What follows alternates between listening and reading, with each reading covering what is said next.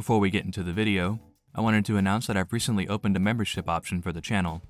For only $5 a month, you get access to videos a few days early, your name at the end of videos, and even this little guy is an emoji and a channel badge. Come on, just look at how cute he is. All proceeds from these memberships will go to improving the channel, things like a new PC or an Adobe subscription. So if you feel like supporting the channel, please consider becoming a member. Link is in the description. Anyway, that's enough shilling for now, on to the video. I first played Persona 5 in 2018 on a whim. I had never really heard anything about the game or the series for that matter before that point, and only really got it because I saw it was on sale at a GameStop. To my surprise, the game was far better than I ever could have imagined, so much so that it's become my favorite game of all time. So you can imagine my excitement when I learned that shortly after I had finished the base game, we would be getting 2 new Persona 5 related games. An updated re-release of the game with Persona 5 Royal, and a spin-off continuing the story of the original game, known as Persona 5 Strikers. Calling Strikers nothing more than a spin-off feels pretty disingenuous to me, as in reality it feels more like an evolution of the original game, both in terms of its plot and its gameplay. It has a completely different vibe than most of the other Persona spin-offs, and in a lot of ways feels more like a full-blown sequel rather than just a spin-off. Today, I want to take a look at exactly how it achieves that, and how it sets itself apart from the other series spin-offs. Join me today as we take a deep dive into Persona 5 Strikers.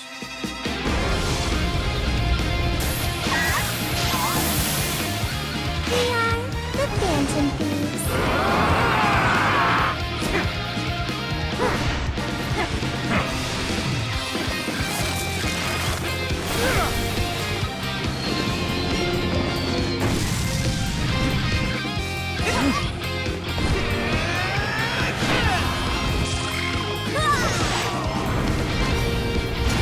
Come on, Phantom Thieves! Let's end this!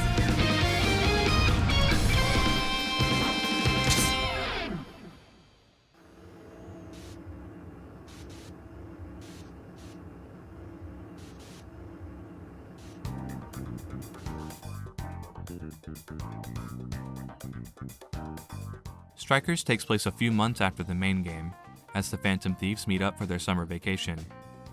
They aren't able to relax for too long though, as shortly after reuniting they're quickly dragged back into the metaverse through a new AI companion app known as Emma, and have to deal with an onslaught of shadows. While it seems that the palaces from the original game have returned, they quickly realize that this phenomenon is slightly different than what they've encountered before. These new areas are known as jails, and through them the ruler of the jail, also known as a monarch, is able to steal the desires of the public, which brainwashes them into doing their bidding. This has a variety of effects on the populace, but in general, once their desires are stolen, people will act to serve their monarch. While the Phantom Thieves are quickly able to dispatch the jail in Tokyo, they realize that jails are appearing all over Japan, so they go on a cross-country journey to put a stop to them and find whoever, or whatever, is creating them in the first place.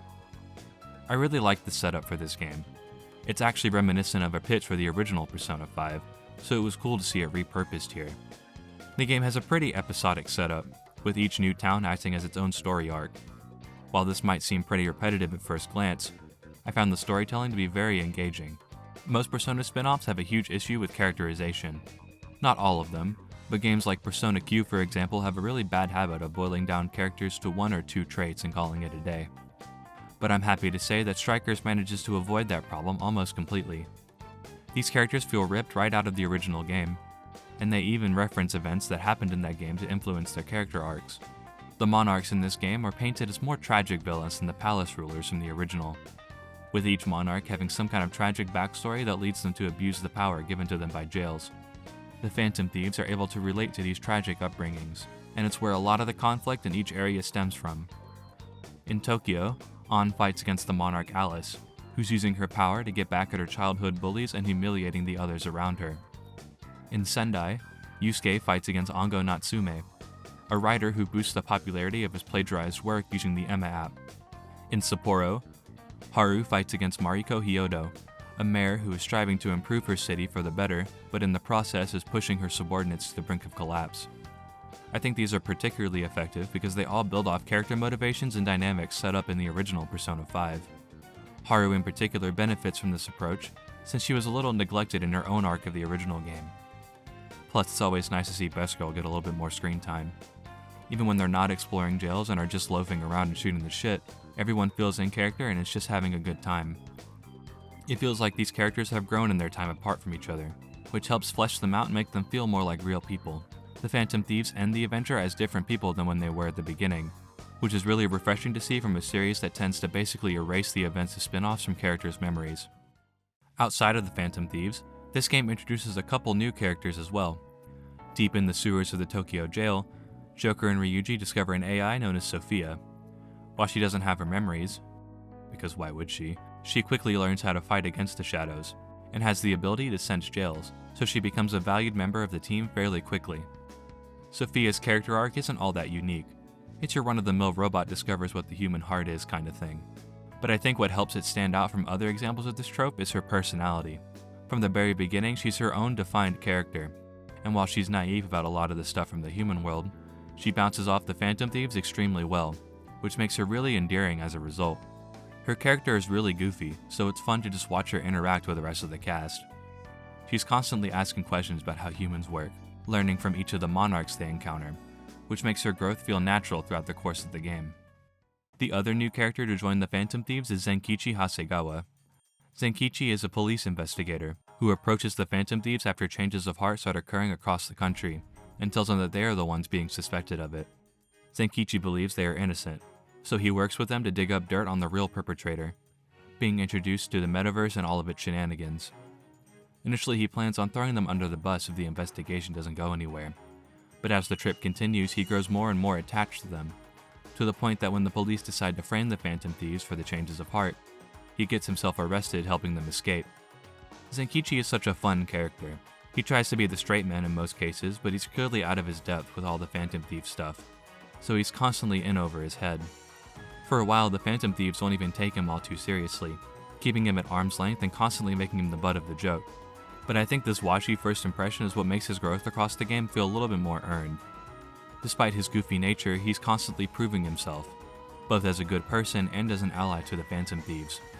Nowhere is this more evident than in Zenkichi's conflict with his daughter.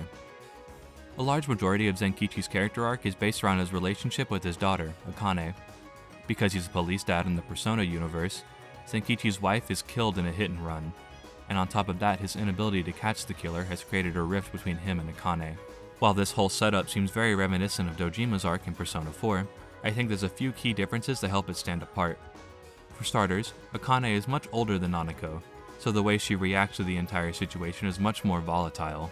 And second, unlike Dojima, Zenkichi knows who the culprit is, but is blackmailed into no longer pursuing them, lest Akane be put in danger. Zenkichi continues to pursue the culprit in secret without telling Akane, which I think adds a unique layer to this version of the conflict. It all comes to a head when Akane is made into a monarch and captures the Phantom Thieves. Futaba is able to escape and leads Zenkichi into the jail, which he has to navigate in a really unique gameplay scenario. Zenkichi doesn't have a persona at this point, so you have to slowly lumber around the area and avoid the shadows since you can't fight or move like the other members of the team. The conflict is mostly resolved after Zenkichi awakens to his persona and eventually saves Akane, but the effects of said conflict can be felt throughout a majority of the game. Like the Phantom Thieves, Zenkichi has a strong sense of justice, but he teaches the Phantom Thieves that most of the world's issues aren't so black and white. People do bad things for good reasons, and vice versa, so there's a lot more nuance in these jails than the Phantom Thieves might have originally thought.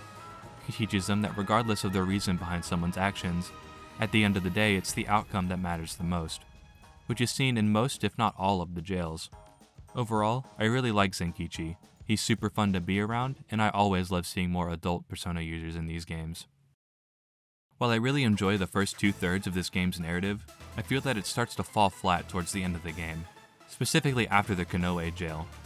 The culprit behind the jails is caught and brought to justice, and Emma has been shut down, which is all well and good until Emma randomly comes back online and steals a bunch of desires to make itself into a god. This part of the game just feels kinda half-baked, like there isn't really a whole lot of time dedicated to these ideas. It's revealed that Sophia is a prototype Emma, which is cool I guess, but these last two jails, if you can even call them that, feel very phoned in. They're really short. Combined, they barely make up for a regular jail in terms of content. And after you defeat Emma, who has evolved into the Demiurge, that's kinda it. It just feels run-of-the-mill. Hell, even Haru comments that they've been there, done that when you enter the final dungeon. I don't know, there's some cool parts in this section, like sending the final calling card, but as a whole it doesn't feel as fleshed out as the rest of the narrative. It feels like they just put in a god who wants to enslave mankind because all the other Persona games have done that. Other than that though, I really enjoy the narrative of this game. It avoids the trappings of the other spin-offs by not being afraid to evolve its characters beyond their starting point, which makes the narrative more engaging as a result. Speaking of evolution, let's talk about the gameplay. Such beauty!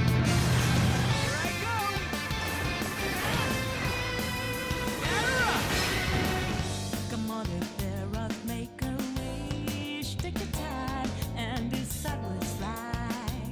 Can't you see the light? When Strikers was first announced, I remember the thing that intrigued me the most about the game was its gameplay. I grew up on action games like Kingdom Hearts, and I've played my fair share of licensed Dynasty Warriors games, so I thought I knew what to expect going into Strikers, but instead I was blown away. Despite being developed by Koei Tecmo, the game feels much closer to Persona 5 than a Warriors game. It still has massive waves of enemies from time to time, but the structure of each jail is far more open than the traditional battlefield structure of most Warriors games.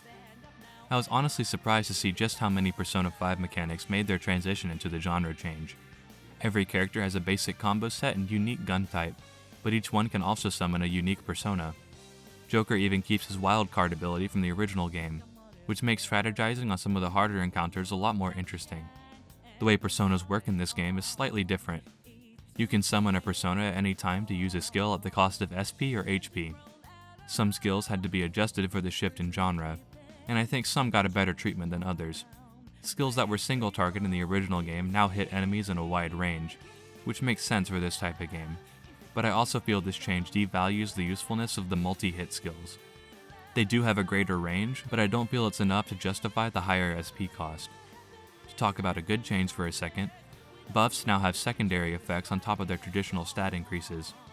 Defense buffs prevent your character from flinching, and agility buffs have a chance to let your character dodge an attack altogether, which I think is a really good addition for this type of game.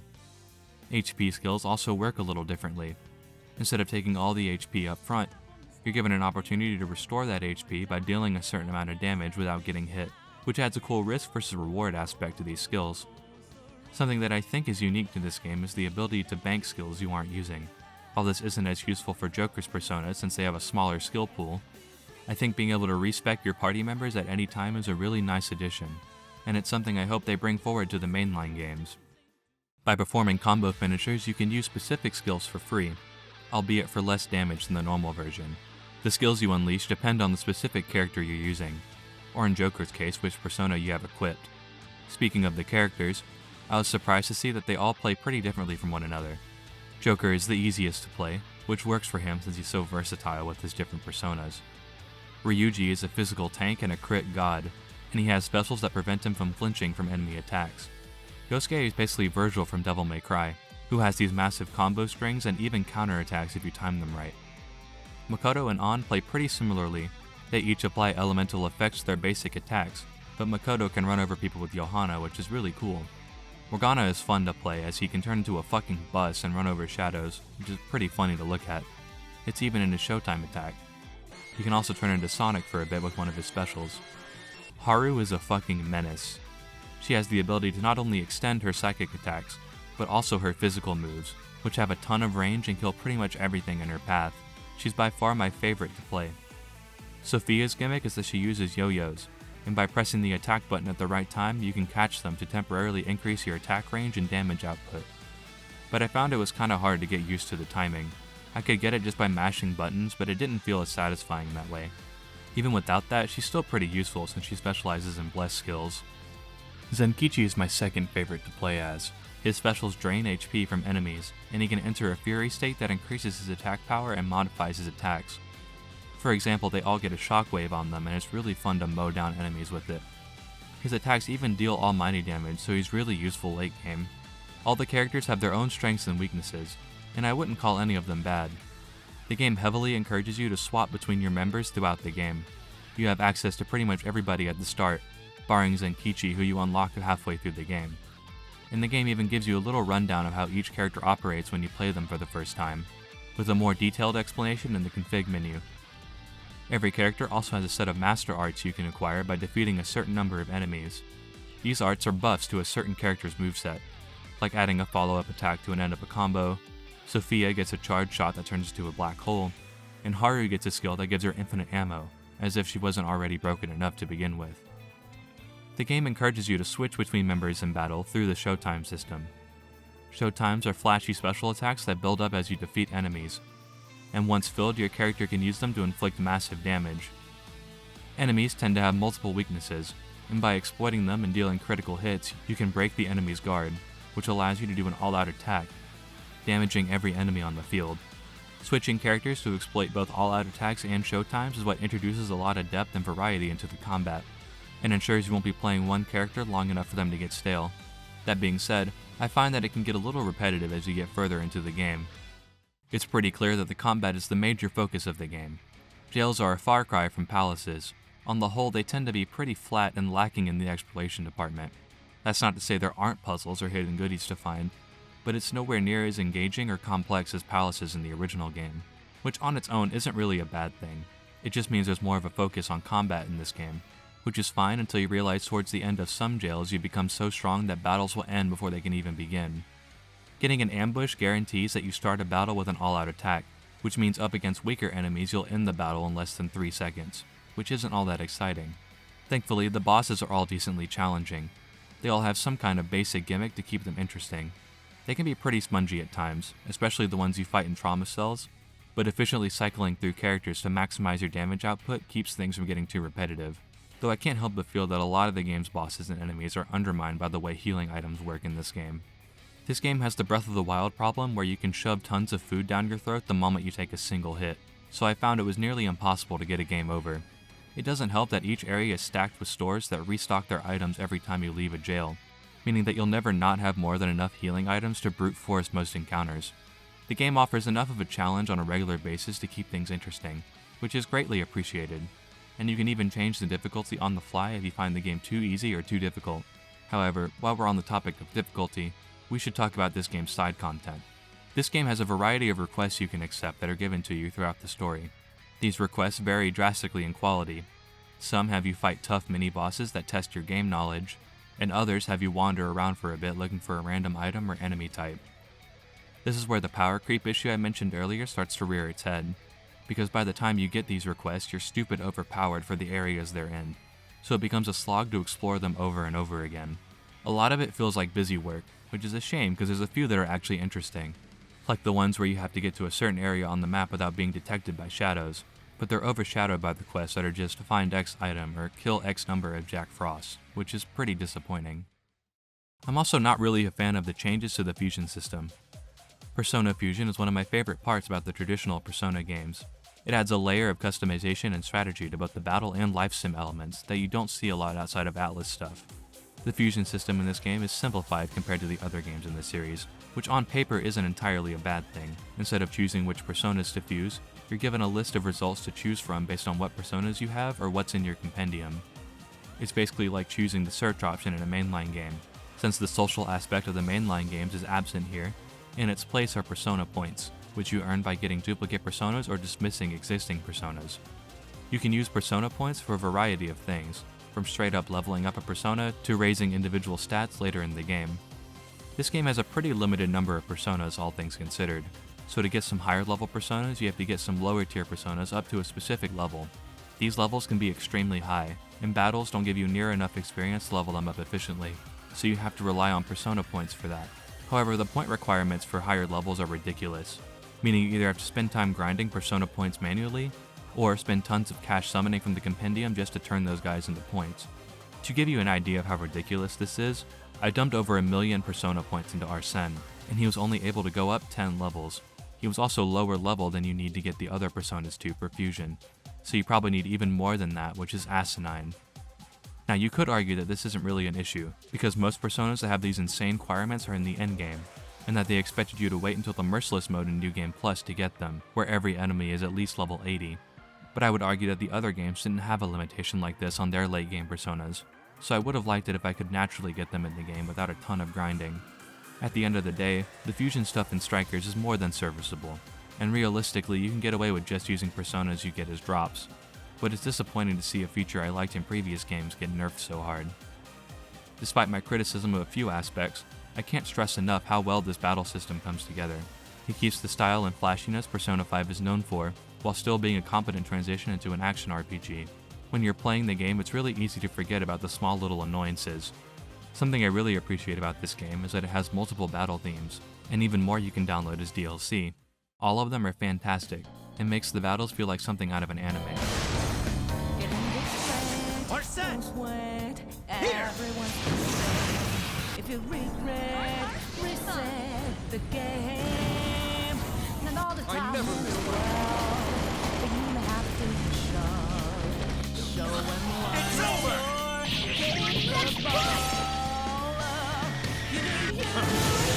Would you care to join me? Go down! Forward! Prepare yourself! With no justice! Gather up!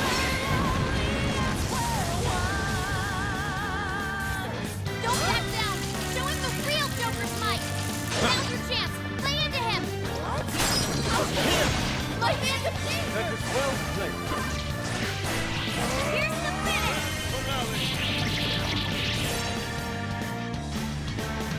See ya! Shadow defeated!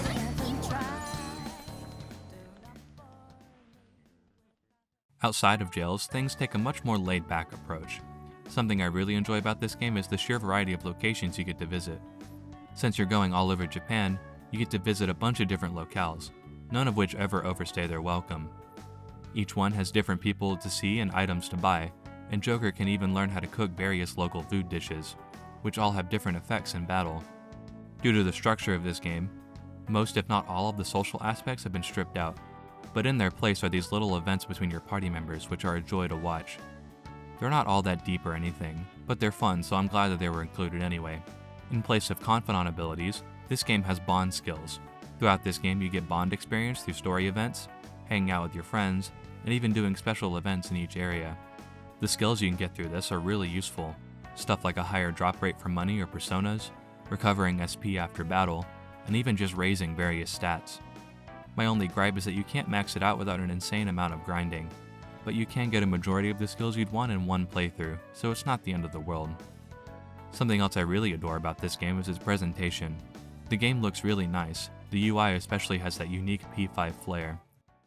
I think what I appreciate most about Strikers is that it feels like a genuine continuation of Persona 5.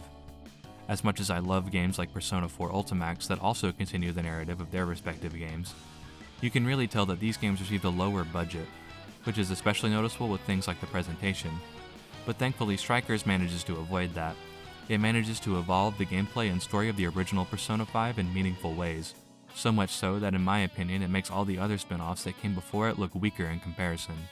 As much as I'm excited for Persona 5 Tactica, it's disappointing to see that it's falling into the same trappings as the other spin-offs have. From what they've shown, it looks to me as if the characters have been hit with the Flanderization hammer, which is a shame to see after playing through this game again. To me, Strikers has set the new standard for what these spin-offs should be. A game that builds off the strengths of its predecessor, while also developing it in ways the original game didn't. If it continues to be the outlier in this series of spin-offs, then maybe Persona 5 Strikers isn't really a spin-off at all. Showtime! Are set! Here! Fine. Seal the contract. Let's go! Huh.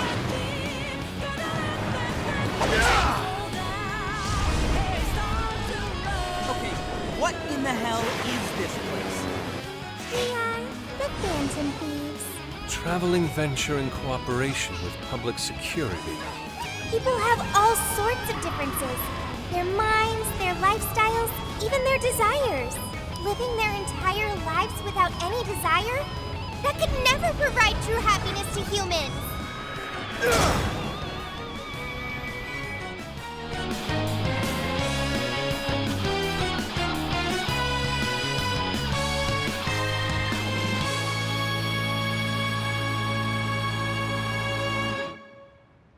Until next time, Phantom Thieves! Thank you for making it to the end of the video. If you'd like to support the channel, consider becoming a channel member. In return, I can offer early videos, your name in the credits, and even a unique channel badge and emoji. If you're interested, the link is in the description. Things might be a little slow for the next few months. I'm starting my last semester of college, so I need to put most of my focus there. But that doesn't mean I'm going to completely neglect the channel. I plan to make a video on the Frontiers updates once the last one drops later this month. And after that, I'm going to start chipping away at a secret project. I don't want to give too much away, but I think it'll be worth the wait. So please be patient with me while I work on that. If you'd like to stay up to date on future videos or other silly posts, consider following me on Twitter, or X, or whatever it's called these days, I don't know. Anyway, thanks again for watching. Please leave a like if you liked it and subscribe for more stuff like this in the future. Have a good one.